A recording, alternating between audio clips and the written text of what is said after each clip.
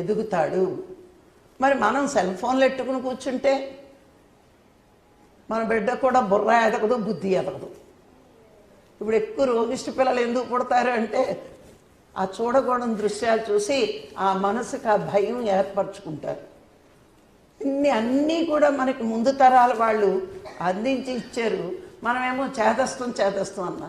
అందుకే అన్నిటికంటే కూడా కర్ణ దోషం ఎక్కువ, చూసే చూపు నుంచే దోషం ఎక్కువ సేకరిస్తాం మనం. ఆ దృష్టి దోషం ఉండకుండా ఉండాలంటే ఎప్పుడూ కూడా మనము ధ్యాన మార్గంలోకి వచ్చాక మిగతా వాళ్ళని వదిలేద్దాం. మనమేం చేయాలి, మంచి సబ్జెక్ట్ని సెలెక్ట్ చేసుకోవాలి. నేను కూడా పత్రికారు చెప్పిన దాంట్లో ఎదిగి గొప్పగా ఎదగాలి అని మన కోరికున్నప్పుడు మరి ఇట్లాంటి పుస్తకాలు చదువుతూ మనకు మనంగా కాన్సెప్ట్లు తయారు చేసుకుంటూ ఉండాలి. పత్రిసారి అనేవారు, ఎప్పుడు మనం ఈగలా బతకూడదు తల్లి, తేనెటీగలా బతకాలి అని చెప్పేవారు. ఈగ ఎవరికీ ఉపయోగపడదు. తేనెటీగ ఏం చేస్తుంది, అన్ని పువ్వుల మీద వాలి మకరందాన్ని సేకరించి తేనెగా తయారు చేసి మళ్ళా మనకే ఇస్తుంది. అవునా? అందుకే మనం ఈగనలా బతకూడదు. ఈగ కుళ్ళిన వాటి మీద ఉంటుంది, మంచి వాటి మీద ఉంటుంది. దాన్ని చూస్తే జనానికి చిరాకు. మరి తేనెటీగ తేనె ఎంతమంది ఆస్వాదిస్తున్నారు?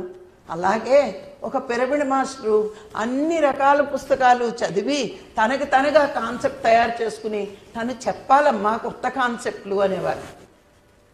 అంటే ఆయన ఎంత భరోసా పెట్టుకున్నాడు మన మీద చూడండి. చదవండి స్వాధ్యాయం అంటే ఊరికే మనకు తోచట్లేదని ఆయన చెప్పలేదు. ఆయన ధ్యానం చెప్పేసి వదలలేదు. అనుక్షణము మనము ఎదగడానికి, ఒక మొక్క ఎదగడానికి తోటమాలి ఎంత కృషి చేస్తాడో పత్రికారు మనం ఆత్మజ్ఞానం బ్రహ్మజ్ఞానం పొందడానికి ఒక తోటమాలి కంటే ఎక్కువ శ్రమించాడు.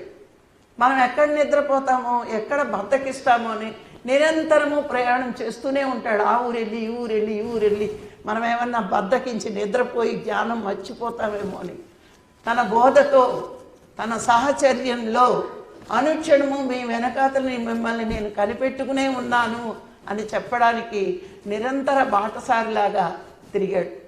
మరి విత్తనాలు ఇచ్చి ఊరుకున్నాడా? మనను కూడా ఒక తోటబాలిగా అంత కష్టపడి ఆత్మజ్ఞానం బ్రహ్మజ్ఞానం పొందడానికి హోప్స్ అన్నీ చెప్పాడు. సజ్జన సాంగత్యం, స్వాధ్యాయం చెయ్యండి, మరి మీరే అద్భుతంగా క్లాసులు చెప్పగలరు అని మనకి నేర్పాడు. అంటే అన్నిటినీ చూడడం మాని పుస్తకాలు చూడడం అలవాటైతే మనం ఈ కళ్ళు దేనికి, పుస్తకాలు చదవడానికి ఉపయోగించుకుంటే మనము ఆ దృష్టి దోషాన్ని తొలగించుకోవచ్చు కదా. ఆ చెత్త సినిమాలు, ఈ చెత్త సీరియల్స్ ఇవన్నీ చూసి మన మైండ్లో చెత్తని పోరేయకుండా ఉండాలి అంటే ఒక మంచి పుస్తకం పట్టుకోండి. నిజంగా మంచి పుస్తకాన్ని మించిన స్నేహితుడు ఉండడట. ఆ మంచి పుస్తకం ఏం చేస్తుందట, నాకు అన్నీ ఇవ్వు అని ఏనాడు అడగదట. అడుగుతుందా? నువ్వు అన్నిసార్లు చేత్తో పట్టుకుని నన్ను నలుపుతున్నావు, నాకు బాధగా ఉందంటదా? మీరు ఏదైనా ఫ్రెండ్ అనుకోండి, 4 సార్లు తోచే ఫోన్ చేస్తా, అబ్బాబ్బాబ్బా చంపేస్తుందిరా బాబు ఇది, ఏదో ఫోన్తో బోరు కొట్టంటాం మన పని ఉన్నప్పుడు. కానీ పుస్తకం ఏమంటుందండి? ఏమీ అనదు. తిరిగి ఏం చేస్తుంది? మనకు ఒక అద్భుతమైన జ్ఞానాన్ని ఇస్తారు. ఎవ్వరు ఇవ్వలేనంత ఒక ఆధ్యాత్మిక పుస్తకం చదవండి, మరి ఎంత ఉన్నత స్థితికి తీసుకెళ్తుంది ఆ పుస్తకం. ఏది ఎక్కడ ఒక భగవద్గీత చదవండి, ఎన్ని అద్భుతమైన విషయాలు తెలుసుకుంటాము. ఎలా ఉండాలో తెలుసుకుంటాం, ఎలా ఉండకూడదో తెలుసుకుంటాం, రెండూ తెలుసుకుంటాం. దుఃఖంలో ఉన్నవాడు ఏ విధంగా దుఃఖాన్ని తప్పించుకోవచ్చో. అందుకే చూడండి, ఫస్ట్ అధ్యాయం పేరు అర్జున విషాద యోగం, చివరి అధ్యాయం 18ది మోక్ష సన్యాస యోగం. అంటే విషాదంలో ఉన్న జీవుడు మోక్ష స్థితికి ఎదగాలి అంటే ఈ 18 మెట్లు ఎక్కాల్సిందే. మరి ప్రతి జీవుడికి దుఃఖం ఉంది. ప్రతి జీవుడికి దుఃఖం లేకపోతే వాడు జీవుడే కాదు, దేవుడైపోతాడు. జీవుడు అంటేనే దుఃఖం మూలం. తాత్కాలికంగా ఉన్నట్టుంటుంది ఆనందం, కానీ దుఃఖమని దిగిపోదు. ఆ ఒక్క పుస్తకం చదివితే చాలు మన జీవితంలో భగవద్గీత ఒక్కటి ముందు. అలా అన్నాను, అది ఒక్కటే పట్టుకుని కూర్చోకండి, అన్నీ చదవాలి. అయితే ఫస్ట్ ప్రిలిమినరీగా అది నేర్పలేనిది లేదు. మరి మన కళ్ళు దేనికి ఉపయోగించాలి, మన దృష్టి దోషాన్ని ఎలా తొలగించుకోవాలి అంటే ఒక అద్భుతమైన పుస్తకం చదివి అందులో విషయాలు గ్రహించి మన బుద్ధిని పదును పెట్టాలి. ఎప్పుడైతే నువ్వు బుద్ధిని పదును పెడతావో నీకంటా మించిన వాడు ఎవడు ఉండడు. అర్థమైందా? మరి ఈరోజు పత్రి గారికి మన అందరం దాసోహం ఎందుకు అంటున్నాం? ఆయనకున్న బుద్ధి మనకు లేదని. అంతే కదా, బుద్ధి పెరిగినప్పుడే జ్ఞానం పెరుగుతుంది. సృష్టిలో అతి గొప్పది ఏంటి అంటే మానవుడు మేధస్సు, మానవుడిలో ఉన్న బుద్ధి. ఆ బుద్ధిని బట్టే జ్ఞానం మనకు పెరుగుతూ ఉంటుంది. అందుకని మన బుద్ధిని వికసింప చేసుకోవాలి అంటే మంచి మంచి పుస్తకాలు, మనం స్పిరిచువల్ పుస్తకాలు చదువుతున్న కొద్దీ మన జ్ఞానం పెరుగుతూ ఉంటుంది. అర్థమైందంటే మన దృష్టి దోషం తొలగించుకోవాలి అంటే మనము మంచి స్పిరిచువల్ బుక్స్, ఆత్మజ్ఞానానికి సంబంధించినవి మనము చదివితే. అందుకే పత్రి గారు మనకి స్వాధ్యాయం అనే మాట చెప్పారు. అది ఒక మొక్కకి ఎరువులాంటిది. అర్థమైందండి? పంటకి ఎరువు వేస్తారు ఏపుగా పెరగడానికి. అలాగే మన జ్ఞానం తొందరగా పెరగడానికి స్వాధ్యాయం అనే ఎరువు వేయాలి. అప్పుడు ఏమవుతుంది, అందులో లీనమైన మనకి ఎవరికి బాగా స్వాధ్యాయం ఇష్టం ఉంటుందో చెప్పనా అండి? సాధనలో బాగా ఎదిగి బుద్ధి వికసించాలి, జ్ఞానం పెరగాలి అనుకున్నవాడు ఇంట్లో వాళ్ళు అక్కర్లేని మాటలు మాట్లాడినా వాళ్ళకి విసిగే. మంచి పుస్తకం చదువుకుంటుంటే మధ్యలో ఈలగోలేంటండి. మీకు అనుభవం ఉంటుంది, పైకి అనలేము, ఏం చేస్తాం తప్పదని. కానీ ఒకసారి మనకే అనిపిస్తుంది, నన్ను ఏ గొడవలోకి ఇంపకుండా హాయిగా ధ్యానం చేసుకుంటూ మంచి పుస్తకం చదివేసుకుంటూ టైంకి ఎవరైనా తిండెడితే ఇలాగే కూర్చుని పోవచ్చని. చాలామందికి ధ్యానంలో నీకు ముందే ఉంటుంది. మరి ఇలాంటి అనుభవం చాలామంది ధ్యానంలో పండిపోయిన వాళ్ళకి ఇది ఉంటుంది. మనల్ని ఎందులోకి లాక్కుండా సాధన చేసుకుంటూ పుస్తకాలు చదువుకుంటూ ఉంటే అద్భుతంగా ఉంటుంది జీవితం అనుకుంటారు. కానీ ఏమైతే ఒప్పుకుని భూమి మీదకి వచ్చామో అన్నీ చేయాల్సిందే. అబ్బబ్బా మొగుడు లేదు, అబ్బబ్బా పిల్లము లేదు, అబ్బబ్బా పిల్లలు లేదు, ఇన్ని బంధాలు వేసుకుని భూమి మీదకి వచ్చి వీటితో ఫైటింగ్ చేసి జ్ఞానపరంగా ఎదగడమే. ఎందుకో తెలుసా, ఏదైనా సరే గమనించండి, యుద్ధం చేస్తే కానీ దేంట్లో నీ ఫలితం రాదు. మనకి ఈజీగా అన్నీ వచ్చేస్తే ఈ జ్ఞానం కూడా రాదు. అది అన్నిట్లోనే ఉండి అన్నిట్లోంచి ఫైట్ చేసి అనుభవం పొందాలి. మీకు చిన్న ఉదాహరణ చెప్తాను. మీకు ఒక కీటకాన్ని తెచ్చి తుమ్మిద ఏం చేస్తుందండి, గూడు కట్టి దాని చుట్టూరు గూడు కట్టేసి 40 రోజులు జుమ్ అంటూ ఉంటుంది, సౌండ్ చేస్తుంది. 40 రోజులు అయ్యేటోడికి అది ఆ గూడును పగలగొట్టుకుని బయటకు వస్తుంది. అంటే అక్కడ మనం ఏం అర్థం చేసుకోవాలి, ఆ కీటకం ప్రపంచం చూడలేదు, సౌండ్ మాత్రమే వింది. దానికి ఫస్ట్లో రెక్కలు ఉండవండి, రెక్కలు ఉండవు. కానీ ఇది జూమ్ అని అంటుంది కదా, అది మెల్లిమెల్లిగా మెల్లిమెల్లిగా మెల్లిమెల్లిగా ముందు కాళ్ళు చేతులతో తంతూ ఉంటుంది. రెక్కలు వస్తాయి కొంచెం కొంచెం కొంచెం కొంచెం.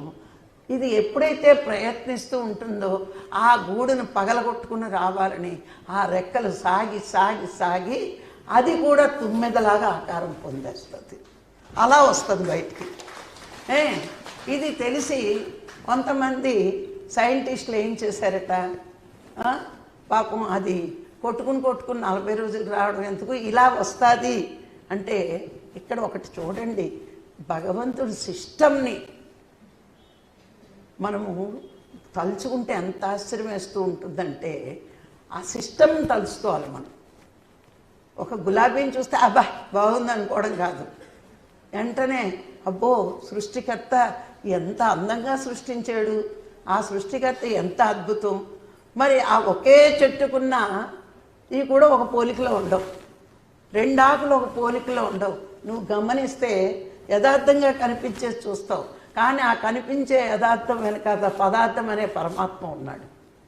ఈ సైంటిస్టులు ఏం చేశారట, అది కొట్టుకుని రావడం ఎందుకు, దానికి ఆల్రెడీ రెక్కలు ఉంటాయి, ఊరికే ఏదో చెప్తారని చెప్పి చిన్న బ్లేడ్ ఎట్టి ఆ గూడుల్ని నరికారట, కట్ చేసి తీశారట. అందులో ఉన్న కీటకానికి రెక్కలే రాలేదట. 40 రోజుల నుంచి బయటికి తీసిన కీటకానికి తుమ్మెదగా మారి రెక్కలు వచ్చినాయట. ఈ సిస్టమ్, ఈ థియరీ ఎవరు పెట్టారు? మనమేమైనా కనిపెట్టామా? మనమేమైనా తయారు చేయగలమా? అంటే పరమాత్మ ఒక్కొక్క జీవికి ఒక్కొక్క రకం ఎదుగుదల, అన్ని రకాల ఎదుగుదల అయ్యాక మానవుడికి ఏంటి ఎదుగుదల? సాధన చేయడం, జ్ఞానం పొందడం. ఇదే వీడి ఎదుగుదల. ఇది రెండు మర్చిపోయి ప్రపంచంలో అన్నీ నాకే ఉన్నాయి, కావాలంటే 9 కూడా వేపుడు చేసుకుని తింటాననే రకాలుగా తయారయ్యారు. అంటే వీడికంటే చిన్న జీవులు ప్రతిదీ కూడా వీడి కోసమే పుట్టాయి అనుకుంటున్నాడు వీడు. అంటే ఏమైంది? దైవంగా ఎదగాల్సిన మానవుడు కిందకు దిగజారి రాక్షసుడిగా మారిపోతున్నాడు. ఇలా రాక్షసుడిగా మారుతున్నప్పుడే పరమాత్మ ఒక సద్గురువుని భూమి మీదకి పంపిస్తూ ఉంటాడు. వీళ్ళు మరీ కీటకం అంటే కీటకం తింటున్నారు, ఏది కనబడితే అదే తింటారు. గబ్బిలాలు కనబడతాయి, గబ్బిలాలు అంటే మనం తినకపోవచ్చు, కానీ ఓ చైనా వెళ్తే ఆ మార్కెట్ చూస్తే అర్థమవుతుంది. ఏది ఎగిరితే చాలు తింటూ ఉంటారు వాళ్ళు, పాకుతే చాలు తింటూ ఉంటారు. ప్రతి జంతువు ఆడికాడి తినట్లేదు, అంతే అన్నీ తింటాడు. మరి ఇలాంటి వినాశకరమైన ఆలోచనలు మనకు వచ్చాయి. మరి ఇది తప్పు అని తెలియపరచడానికి ఒక అవతార పురుషుడు భూమి మీదకి రావాలి కదా. అలా వచ్చాడు పత్రిజీ. ఎందుకంటే మీరు దైవంగా పైకి ఎదగాల్సింది పోయి రాక్షసుల్లా కిందకు దిగుచారుతున్నారు. మీరు ఎదగాల్సిన మానవ జన్మ దైవంగా అవడానికి వచ్చారు భూమి మీదకి. మీ దోషాలు తొలగించుకుంటే మీరే దైవాలు అని మనకి చెప్పడం జరిగింది. ఇప్పుడు అర్థమైందా దృష్టి దోషం ఎంత చెత్తో?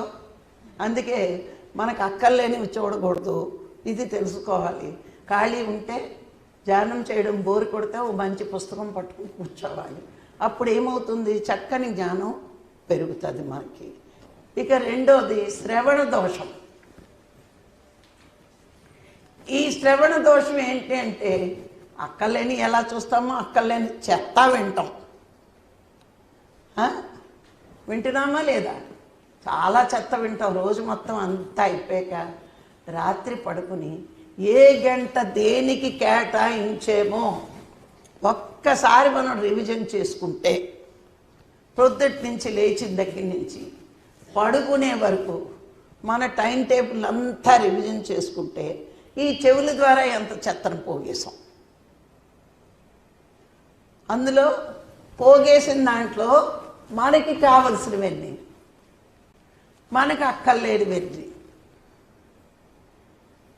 ఇది టాలీ చేసుకుంటే 3/30 అక్కర్లేనివే ఉంటాయి. ఆ 1/4లోనే ఇంకా 1/4 కావాల్సినవే ఉంటాయి. అంటే ఏమైంది? కళ్ళ ద్వారా కొంత చెత్తను పోగేసాం, చెవుల ద్వారా ఇంకొంచెం చెత్తను పోగేస్తాం. అంతేనా? ఇప్పుడు కొంతమంది ఏం చేస్తూ ఉంటారు, వాళ్ళ వినే సంగీతాన్ని బట్టి వాళ్ళ మనస్థితిని మనం అర్థం చేసుకోవచ్చు, వినే మాటలను బట్టి. కొందరికి ఎంతసేపు పక్కవాడి మీద నేరాలు ఇష్టం. అంటే వీడు ఏ గుణంలో ఉన్నాడు? తమో గుణంలో ఉన్నాడు. అంతే కదా. వీడికేమి కలెక్షన్ అన్నమాట. ఫోన్ చేసి కలెక్ట్ చేసుకుంటాడు, ఆడి మీద ఏడు మీద. కొంతమందికి వీడి గొప్ప, కొంతమంది పొగుడుతారు, నేను ఫోన్ చేసి నువ్వు వింటాను పంపుతాను. ఈ పొగిడించుకోవడం ఆడికి ఇష్టం. అలాంటి వాడికే ఫోన్లు కొట్టుకుంటాడు. వీడికి రజోగుణంలో ఉన్నట్టు.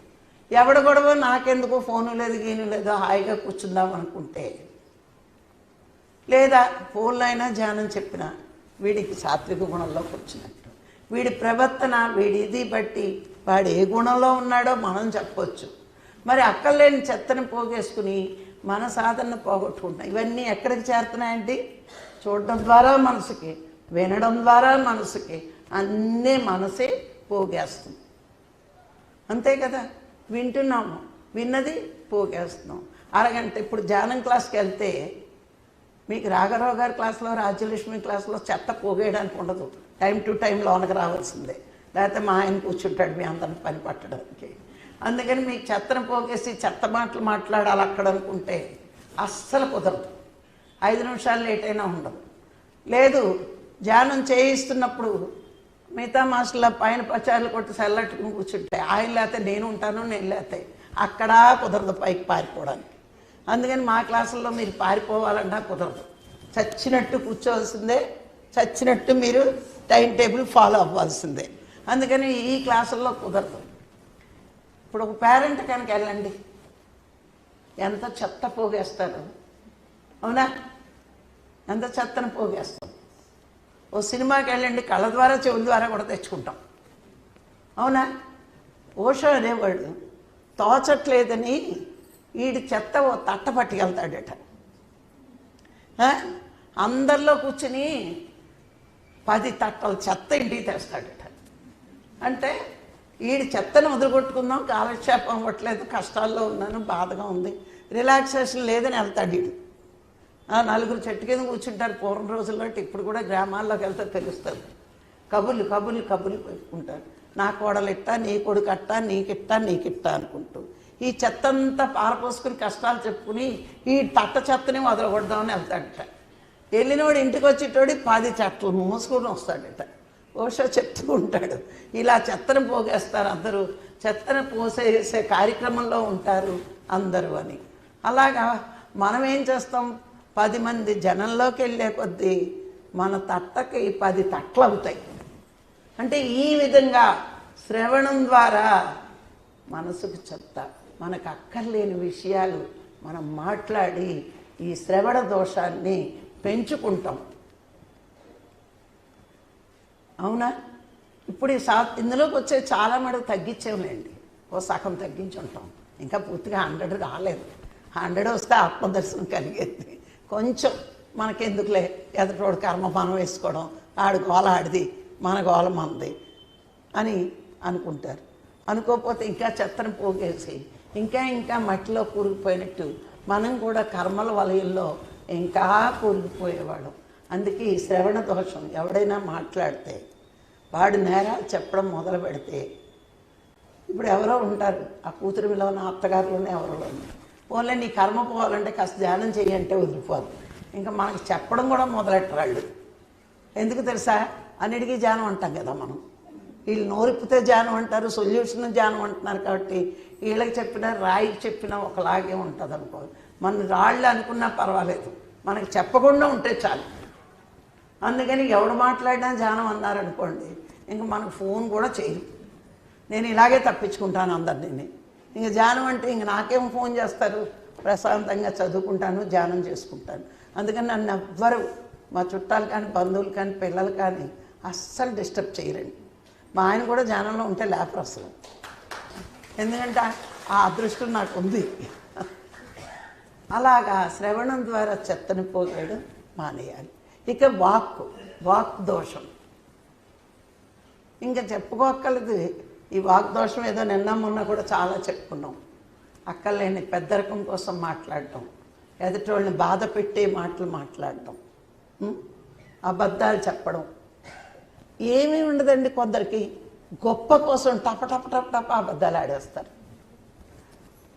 ఏంటో చెప్పడం, డిస్కౌంట్లో చేరతేస్తారు, ఆ ట్యాగ్ చింపేస్తారు. ఫ్రెండ్స్ చూపించినప్పుడు ఆడు ఎంత డిస్కౌంట్ ఇచ్చాడు వీళ్ళు చెప్పరు. 10,000కి కొన్నానంటాడు, అక్కడ ఇంచుమించు ½ అండ్ హాఫ్కి తెస్తారు వీళ్ళు. డిస్కౌంట్ చీరలు అలాగే ఉంటాయి. అంటే అవతల దిక్కు మన్నాడి నుంచి దానికి నిద్ర పట్టదు. నా పక్కింటి ఆవిడ 10,000 చీర కొనుక్కుంది, నేను ఎప్పుడు కొనుక్కుంటాను, నేను ఎప్పుడు. దీనికి 2 వచ్చాయి, పక్కదాన్ని ఏడిపించే కర్మ ఒకటి, ఇది అబద్ధం చెప్పే కర్మ ఒకటి. ఇది కొనుక్కున్నాను గొప్పగా చెప్పుకున్నాను అనుకుంది, కానీ 2 కర్మలు ఎంతమందికి చూపించిందో అన్ని కర్మలు తెచ్చుకుంటాను. అంటే నోటితో అబద్ధం ఆడడం వల్ల ఏమైంది, ఎన్నిసార్లు నువ్వు చెప్తూ ఉంటావో అన్నిసార్లు నువ్వు కర్మను మొయ్యాల్సిందే, అవునా? ఏ ఒక్క కర్మ ఉన్నా మళ్ళా మనం జన్మ తీసుకోవాల్సిందే. అహంకారము జన్మే, మమకారము జన్మే. ఏ కర్మ ఉన్నా